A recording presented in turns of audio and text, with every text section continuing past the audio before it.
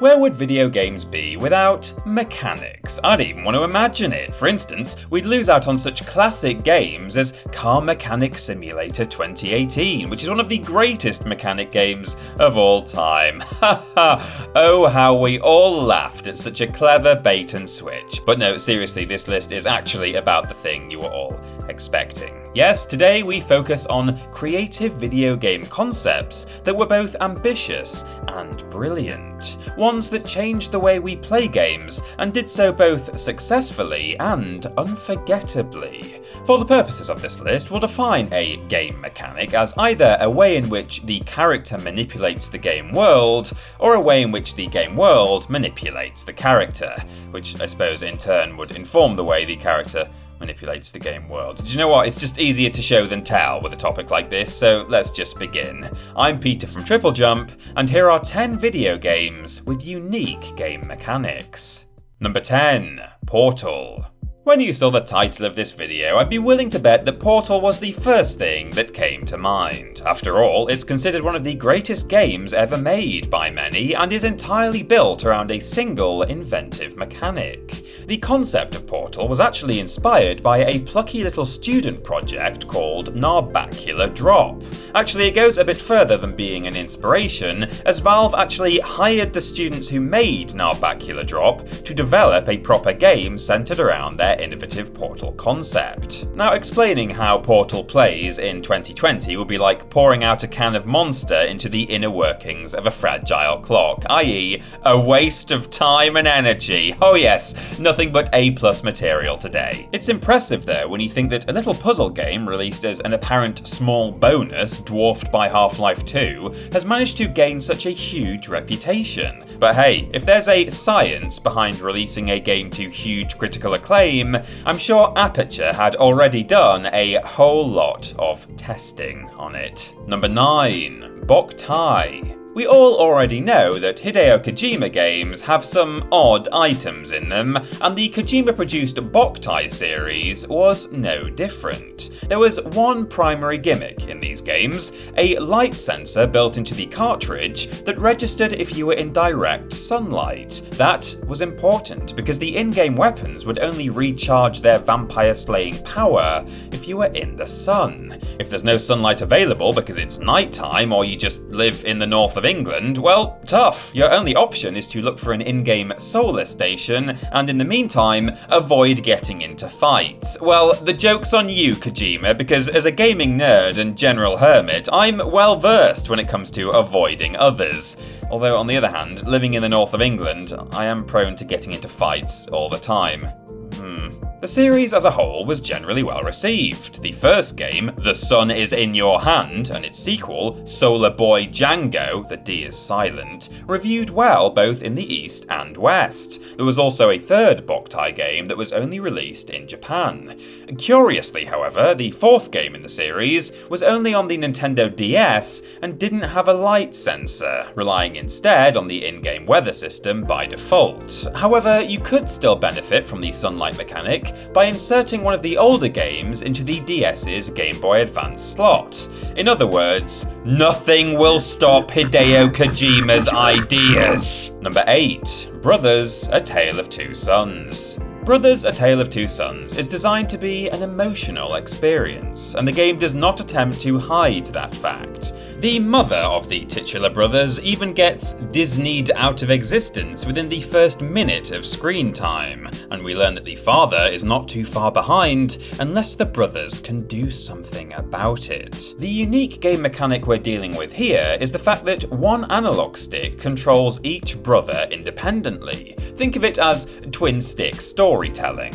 What's especially clever about this control scheme, which would be lost if the game was designed around co-op instead, is that you develop more of a connection between the brothers. They are two distinct parts of the experience, and yet also work in tandem. A bit like the cluster bots that were inexplicably allowed on Robot Wars, even though it was definitely cheating. To say much more would be to spoil one of the game's biggest surprises, but we can at least say that the control scheme enhances the feeling of brotherly bonding in the face of an overwhelming situation. Thinking about it, it's a bit like our Worst Games Ever series. We play a game together and bond in the face of an overwhelming situation in the form of sitting through Resident Evil Survivor. Now, if that doesn't move you, I don't know what will. Oh no, he's playing Dark Souls. He won't stop rolling. Number 7.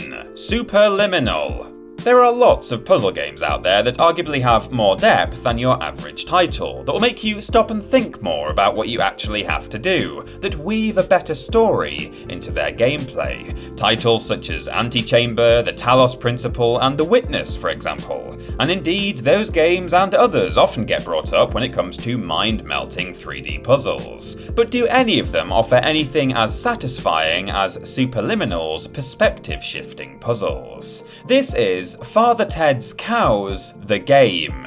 The act of picking up objects and zooming them towards or away from you to change their size relative to perspective will forever be one of those enchanting feelings that evokes a childlike glee.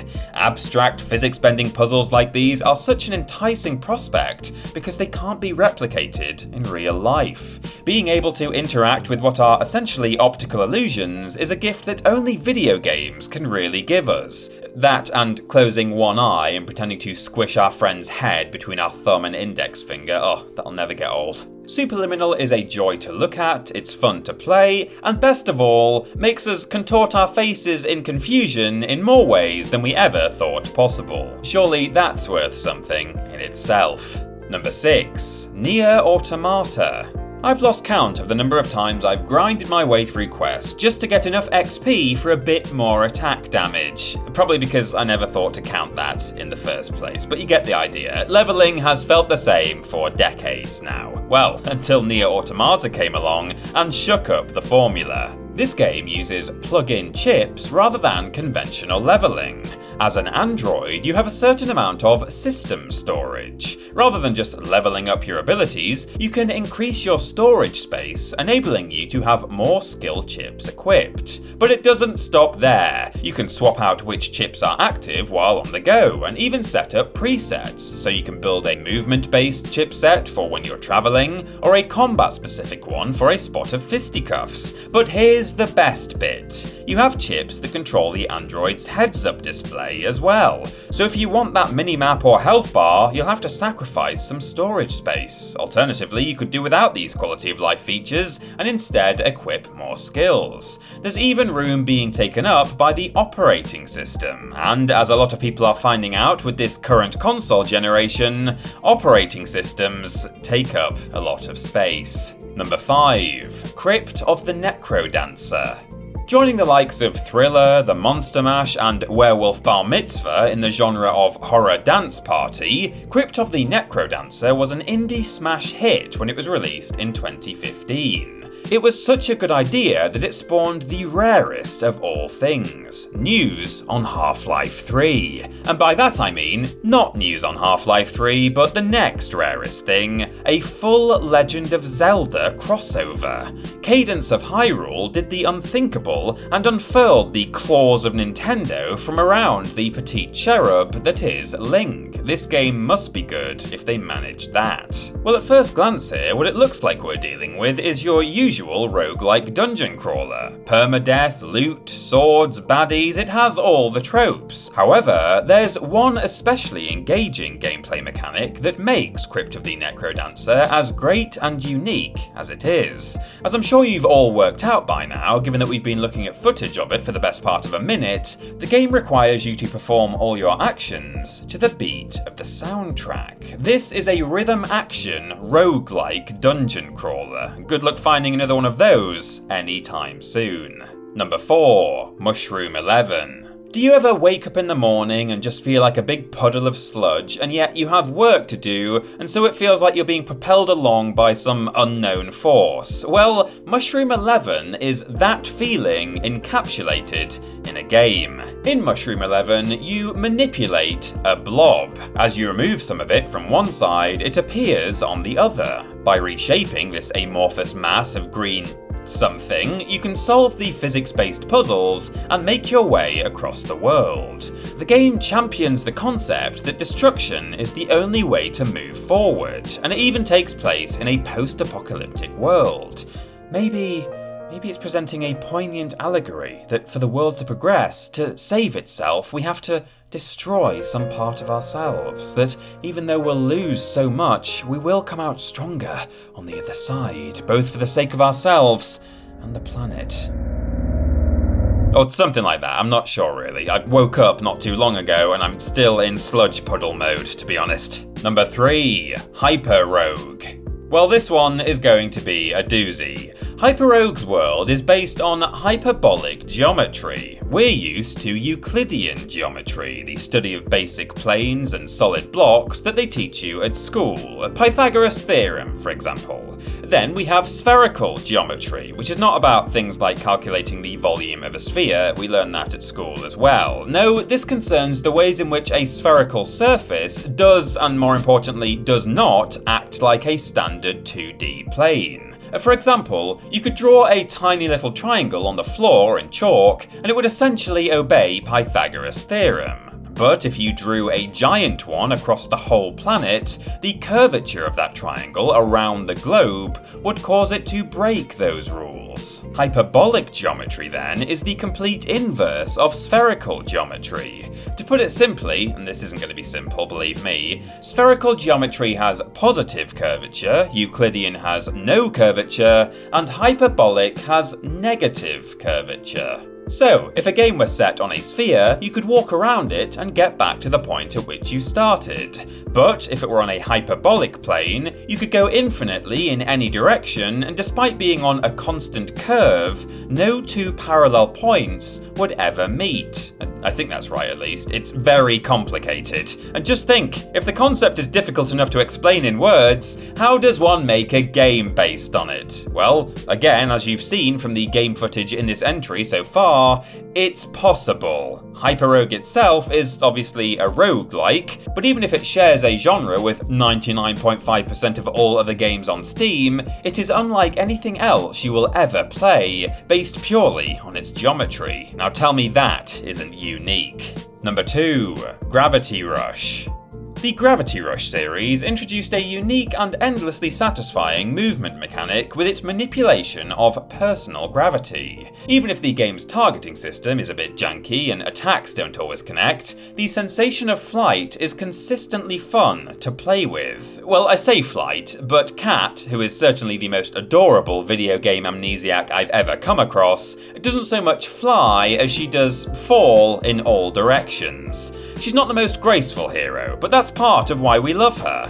When we accidentally demolish parts of the city or terrify innocent bystanders, we realise that that's just part of Kat getting the hang of her powers. With great power comes great responsibility, sure, but she's got a tough enough job maintaining her equilibrium to worry about great anything, so cut her some slack, alright? There are a multitude of open world games out there, several of which are indeed superhero games, but Gravity Rush does things just differently enough to have a personality all of its own. Not least because you move around with all of the finesse of a drunkard dangling out of a taxi window.